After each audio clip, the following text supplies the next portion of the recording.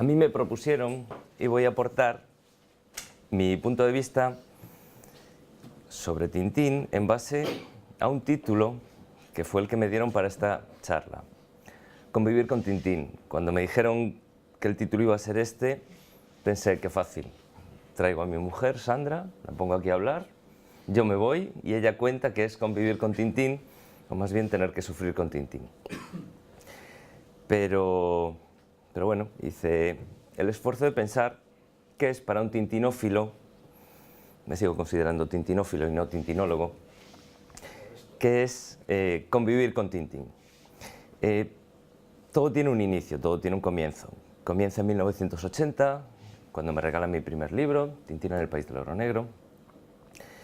Lo leo y me gusta mucho. Tenía 6 años, a pesar de que las aventuras de Tintín son de 7 a 77. Me engancha y a partir de ahí todo lo que quiero son libros de Tintín.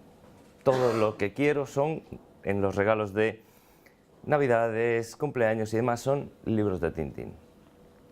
Se lo puse muy fácil a mi familia. Todos, cada vez que me querían hacer un regalo, como decía Fátima hace poco que coincidimos, todo el mundo sabe qué regalarle. Alicia, pues lo mismo pasaba conmigo, Tintín. Una vez que acabas la colección de los 22 libros que aparecen, bueno, 21, no está El Oro Negro, con él ya son 22, ¿qué pasa? Hay 2 libros que a mí personalmente me marcan mucho, que son El Museo Imaginario de Tintín, que lo que me demuestra es que Tintín, para dibujar, no hace las cosas de la nada, sino que se basa en cosas de la realidad. Eso me permite mirar un poquito más allá, que cuando yo veía a Tintín viajar por el mundo, esas cosas eran reales. Y eso me atrae muchísimo. Me permite viajar por la realidad con una aventura desde mi cama antes de dormirse. Y el otro es Tintín y el mundo de Hergé, de Benoit Peters.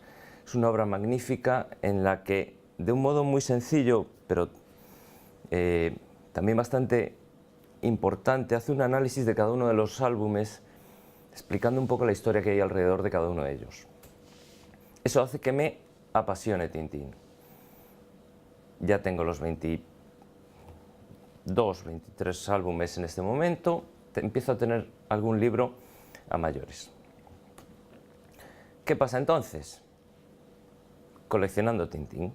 ¿Qué es lo que empiezo a hacer?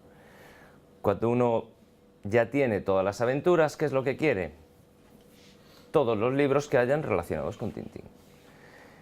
Empiezo a conseguir libros, por cierto, aquí abajo está el de Fernando, el primero de ellos. Empiezo a conseguir todos los que hay. En español hay muy poco, sobre todo hay en francés, pero aún así en España aún había algo, con lo cual yo iba haciendo la colección lo más grande posible. ¿Por qué? Porque me gustaba mucho leer sobre Tintín y ver que lo que yo había entendido de pequeño, con unos poquitos más de años, pues lo podía ver con otros ojos. Lo que nos pasó a todos con, por ejemplo, Las joyas, que lo vemos con 10 años, no lo entendemos, lo leemos más mayores y nos atrapa. Lo bonito de esto es que yo colecciono en una época en la que coleccionar cosas de Tintín es casi imposible. A España llegan muy pocas cosas. Las cosas que llegan a España se traducen muchas menos. Y si hablamos de España como un todo, a Galicia ya era casi imposible que llegase nada. Yo, de hecho, me acuerdo que en el año 91 conseguí un póster de una exposición que hubo en Inglaterra como una joya, porque aquí no llegaba absolutamente nada. En Cataluña por aquel entonces estaban más avanzados, sí que llegaban cosas, pero aquí desde luego que no. ¿Cuándo da un paso importante el coleccionismo? Cuando llega Internet, con cosas como eBay, Amazon o segunda mano, Iberlibro y demás, se puede uno hacer una colección magnífica, eso sí, dependiendo de los recursos que tengan cada uno. Ya anticipo que coleccionar Tintín es algo extremadamente caro. Con un cheque en blanco todo el mundo se hace una colección magnífica. Con recursos muy limitados es muy difícil, hay que tener muchísima suerte. Aún así, si alguien quiere comprar algo ahora, luego explicaré un nuevo frente de mi colección y os daré una anécdota. Pero si alguien quiere comprar algo, puede hacerlo por internet desde casa con un clic y ¡pum!, le llegan al cabo de una semana los paquetes maravillosos. Por cierto, es muy fácil diferenciar si se compra en España o en Francia o países extranjeros. En España los paquetes vienen muy mal, la gente no cuida los libros. Cuando un extranjero te vende un libro por eBay o así, te viene todo precintado, cuidadísimo, a veces te dan regalos. Es decir, seguimos valorando muy poco la literatura, seguimos valorando muy poco Tintín, cuando en otros países es lo más. Un caso solo os voy a citar, algunos ya lo conocéis, la historia de dos libros como estos. No son exactamente estos están, El secreto sobre todo está en mejor estado del que tengo yo. Estos dos libros son los que se conocen como la edición del medallón. Arriba en la exposición están dos libros iguales a estos. Estos libros tienen una peculiaridad. Cuando en el año 52 llegan a España, Casterman, que fue la empresa que los envió, no contactó con ningún distribuidor, intentó venderlos, les salió muy mal, se fueron de vuelta a Bélgica y cuando firma el acuerdo con Juventud en el año 58, les entrega para que empiecen a distribuir los libros estos ejemplares que había recuperado del Tesoro de Rajam el Rojo y El secreto del unicornio, pero previamente les corta los lomos de tela y le quita la portada y la contraportada. Se distinguen muy bien porque tienen ese circulito que es lo que se conoce como el medallón. Bueno, estos libros son muy difíciles de conseguir porque son los restos de los que se compraron en su momento en España en el año 52 a precios desorbitados. Había muy pocos y conseguir uno en muy buen estado es misión imposible. Está La sangre del unicornio, como cosas para conseguir, Sangre de un unicornio salvaje por el bosque y cualquiera de estos dos libros. Bueno, yo los tengo. Y la historia, que se la anticipé un poco a Fernando antes, para conseguirlos es: El tesoro de Rajam el Rojo lo conseguí en una puja en eBay en Alemania porque un fulano alemán se equivocó a la hora de poner el título, lo puso mal.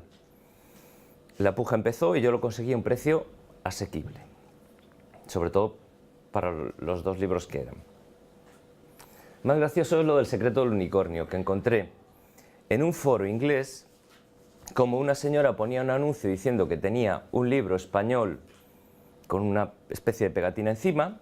Me puse en contacto con ella y resultó ser una australiana que vivía en Argentina, que me lo iba a vender porque un amigo iba a Buenos Aires, pero ella no estaba en Buenos Aires, estaba en la Patagonia. Entonces se lo iba a hacer llegar a un señor a Buenos Aires para que me lo pudiese vender en mano.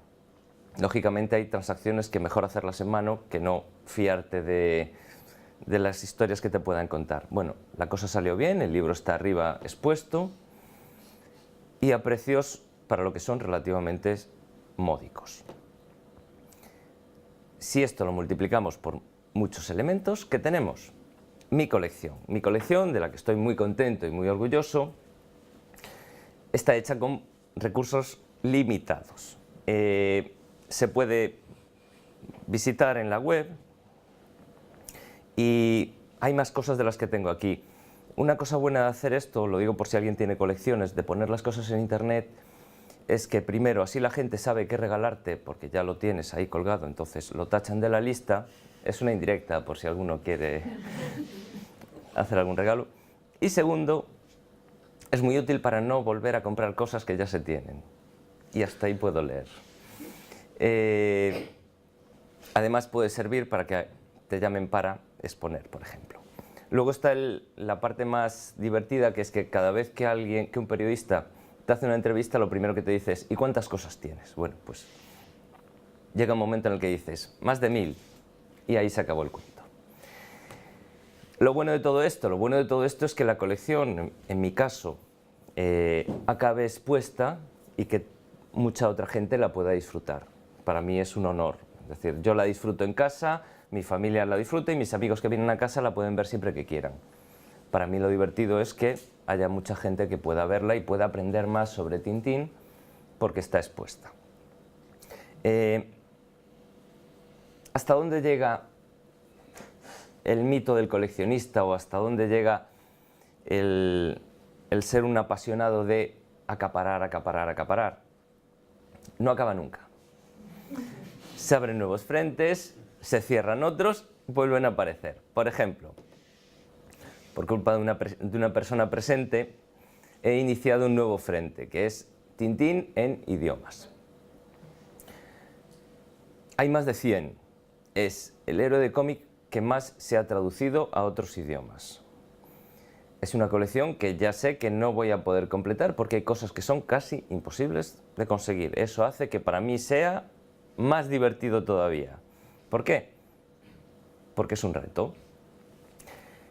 Lo bueno es que existen cosas como Amazon, por ejemplo. A día de hoy, después de un mes de habérmelo planteado, ya tengo unos cuantos idiomas tachados.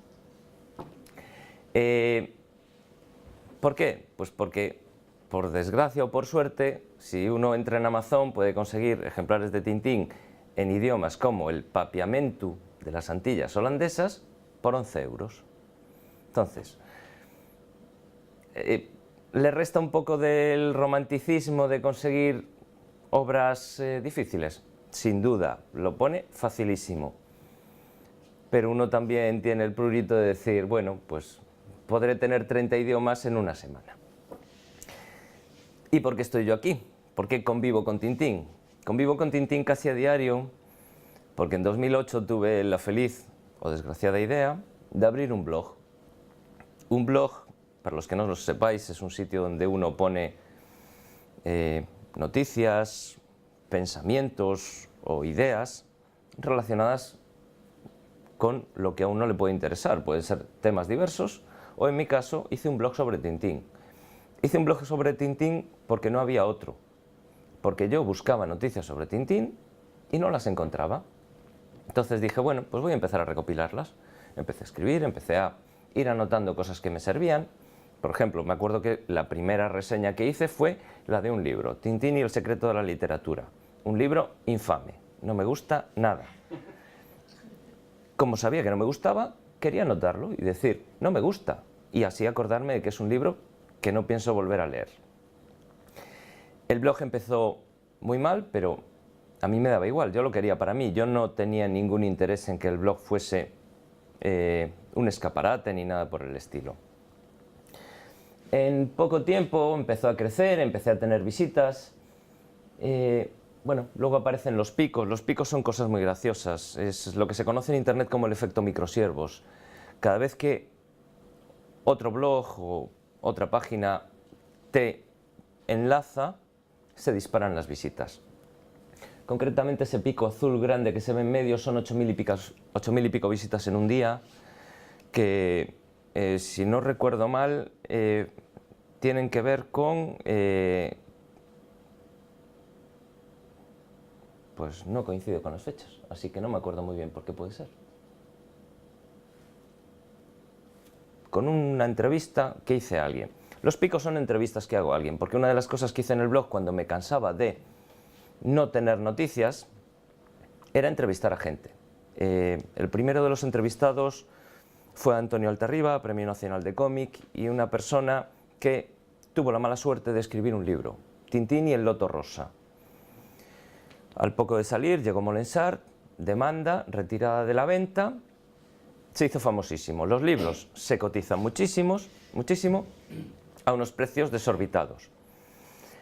Cada una de esas entrevistas generó muchas visitas al blog. La segunda entrevista que hice fue Fernando Castillo, bueno, hay más.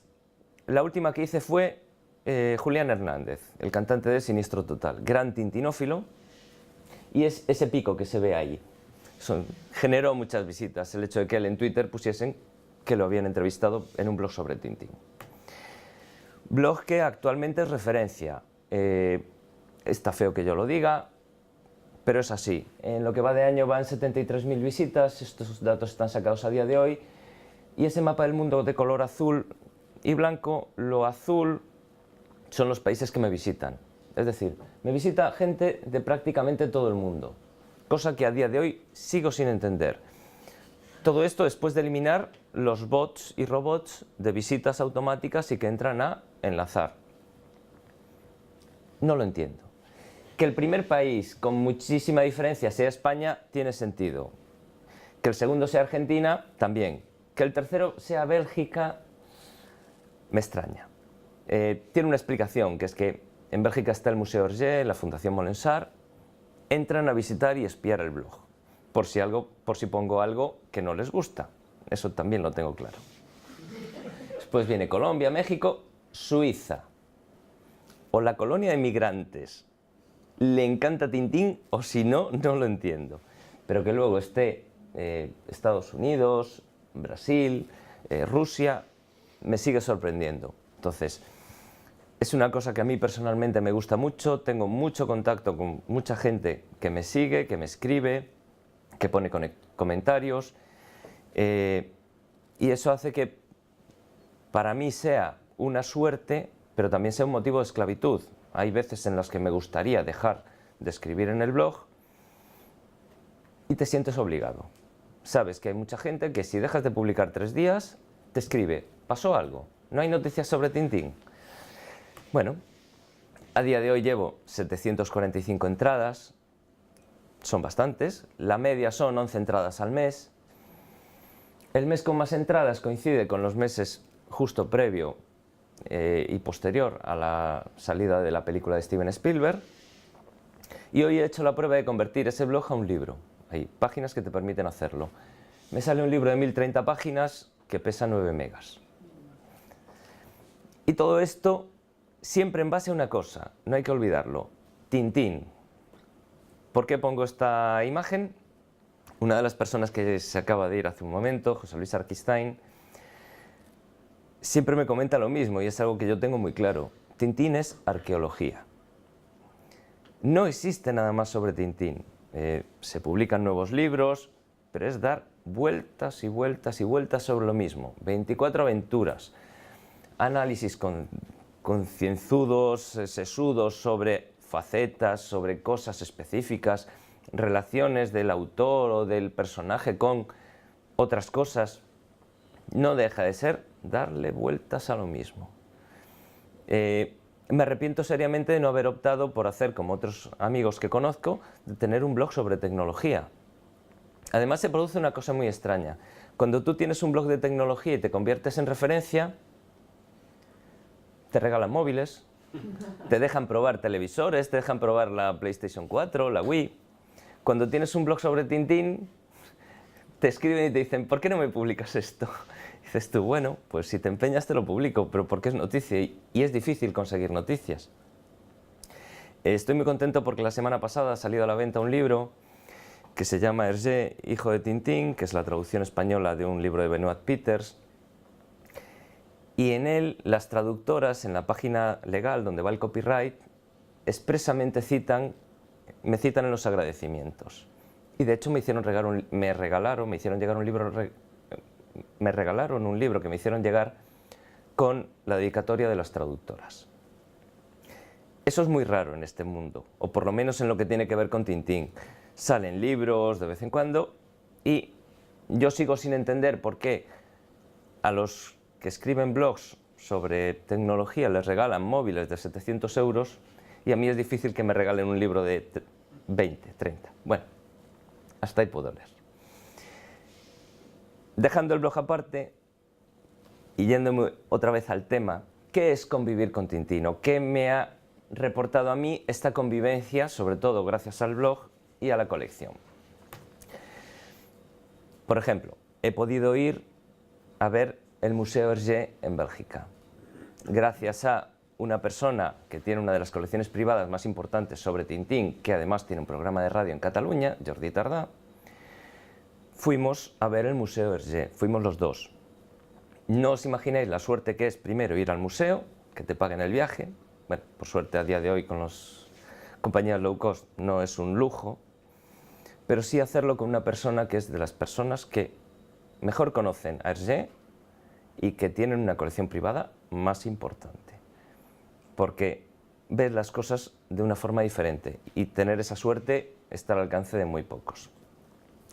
Tuvimos la suerte, Fernando y yo, de coincidir, por ejemplo, en un acto festivo que fue la premier de la película de Tintín en Madrid.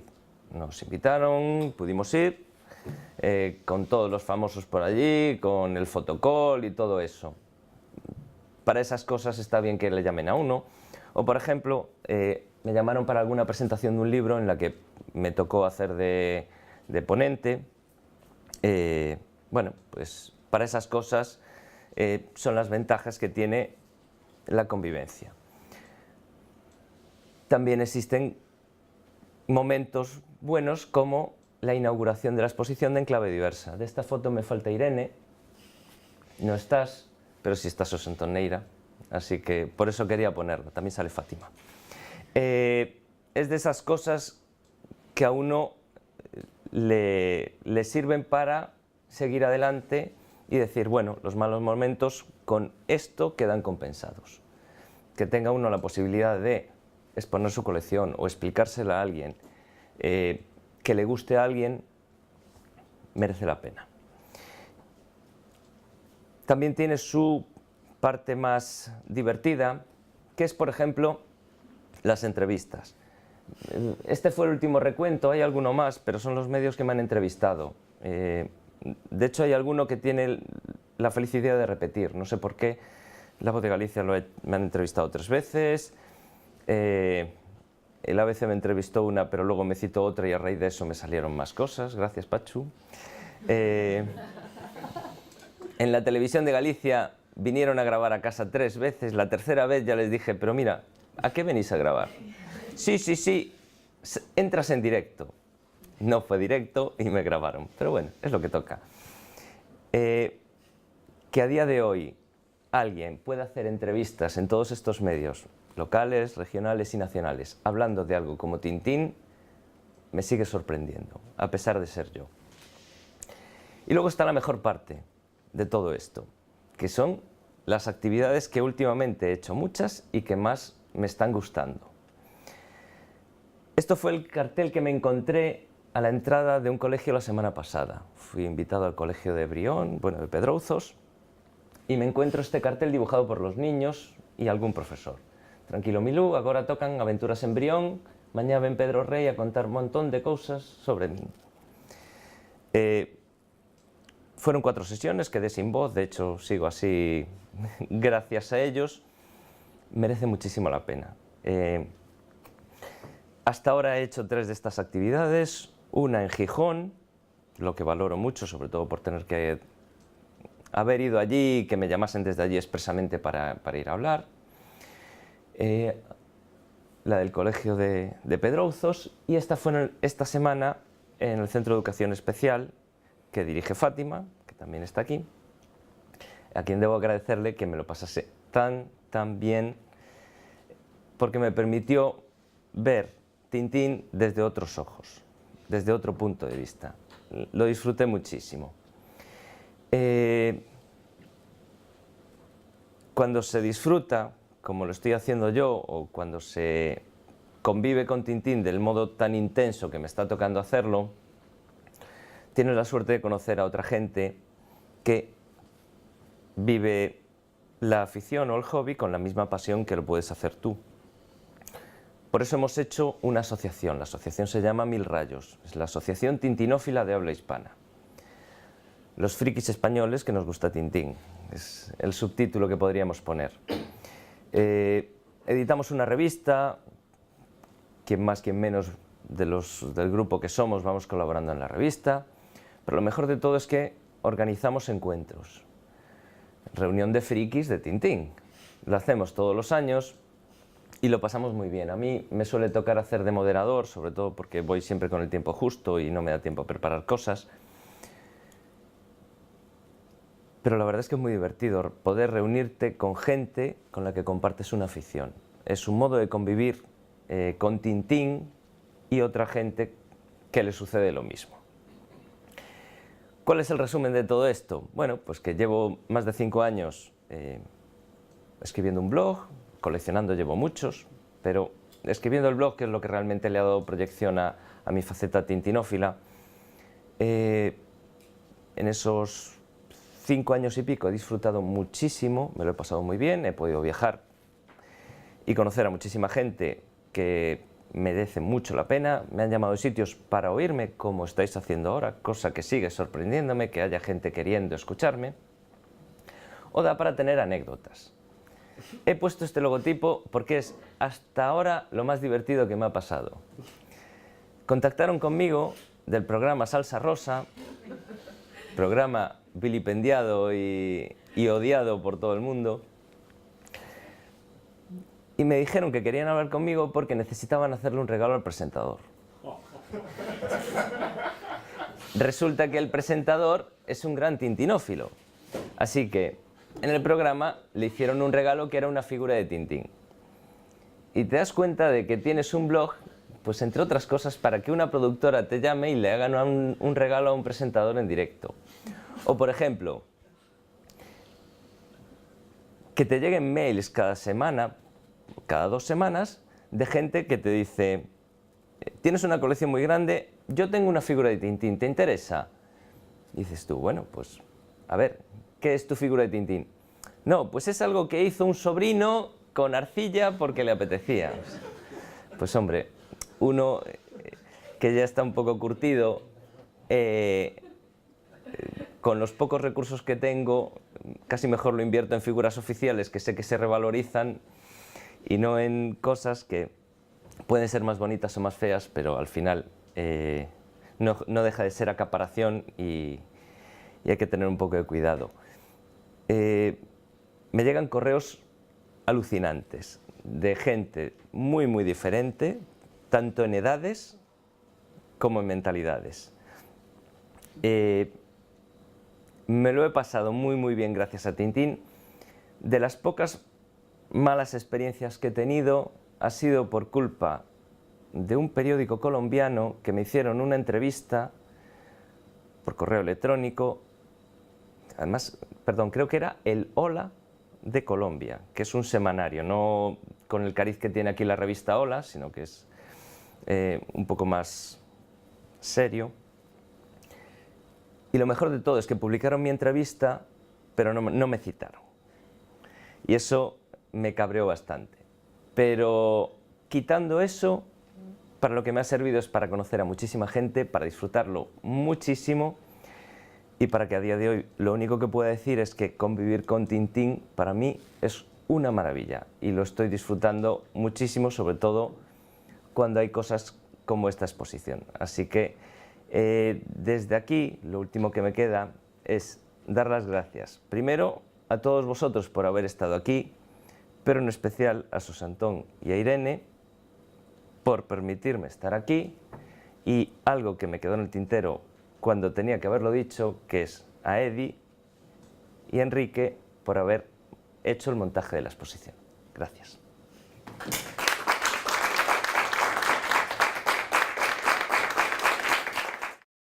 Sí, bueno, sobre eso se puede debatir bastante. Realmente lo que han hecho es poner el parche antes de la herida.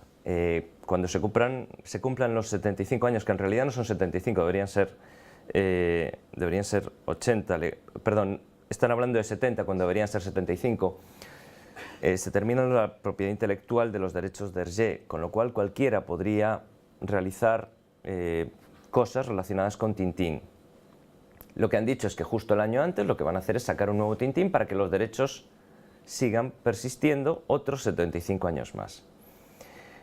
Si querían, no tenían que esperar hasta el 2052. Si quieren pueden hacerlo mañana, tienen los derechos, nadie les va a denunciar. ¿Por qué no sacan una aventura de Tintín mañana? Es buscar y contratar a otros dibujantes, como hicieron en su momento, cuando Hergé se rodeó de un grandísimo equipo de colaboradores, Jas Martin, Edgar Pierre Jacobs, Bob de Moor. Podían hacerlo, no lo hacen. Lo que han sacado es un globo sonda para decir: estamos aquí, sabemos que se van a acabar los derechos y vamos a pelear por ellos. El resto del mundo, a quienes nos gusta el Tintín, tenemos un problema, que es que los derechos de Tintín, sobre todo, tienen efecto en Bélgica.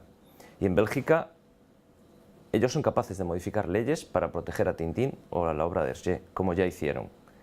Algo que aquí se puede hacer, como es exponer una colección privada sin tener que pedir permiso, aunque yo en su momento lo hiciese por deferencia, en Bélgica no se puede hacer. Nadie puede exponer nada de Tintín, aunque sea propiedad, parte de una colección privada, sin autorización de Molensart. Entonces, es difícil pensar que eso va a hacer perdurar la propiedad, pero conociendo cómo son la fundación, seguramente van a poder mantener esos derechos el tiempo que quieran.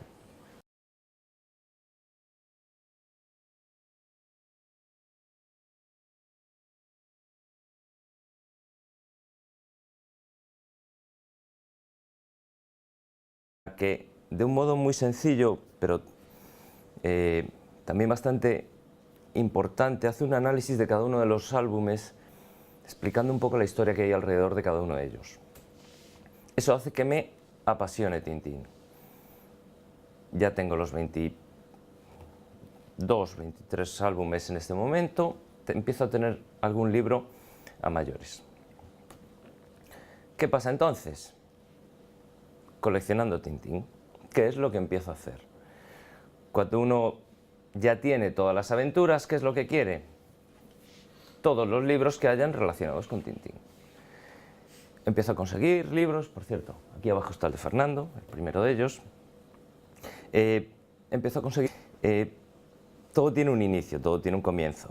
Comienza en 1980, cuando me regalan mi primer libro, Tintín en el País del Oro Negro. Lo leo y me gusta mucho.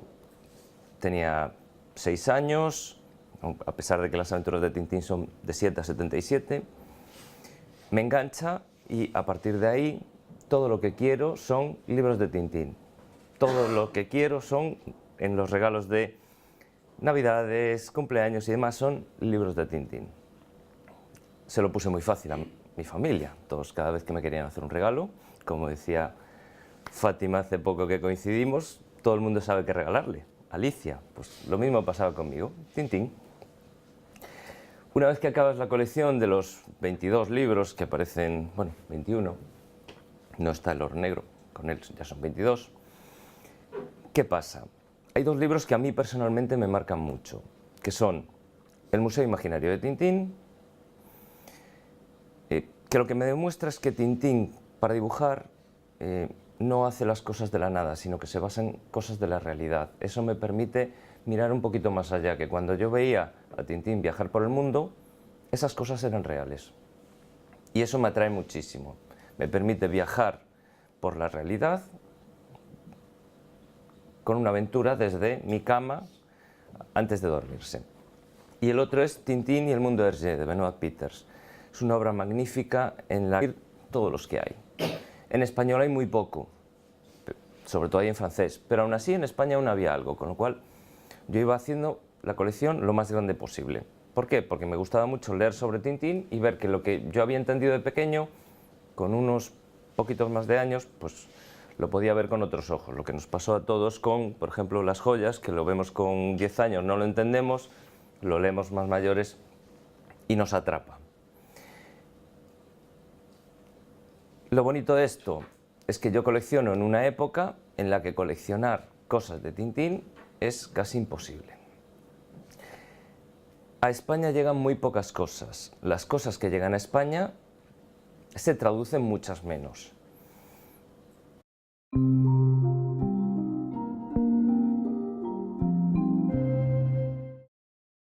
A mí me propusieron, y voy a aportar mi punto de vista sobre Tintín en base a un título que fue el que me dieron para esta charla. Convivir con Tintín. Cuando me dijeron que el título iba a ser este, pensé que fácil. Traigo a mi mujer, Sandra, la pongo aquí a hablar, yo me voy y ella cuenta que es convivir con Tintín, o más bien tener que sufrir con Tintín. Pero bueno, hice el esfuerzo de pensar qué es para un tintinófilo, me sigo considerando tintinófilo y no tintinólogo, qué es convivir con Tintín.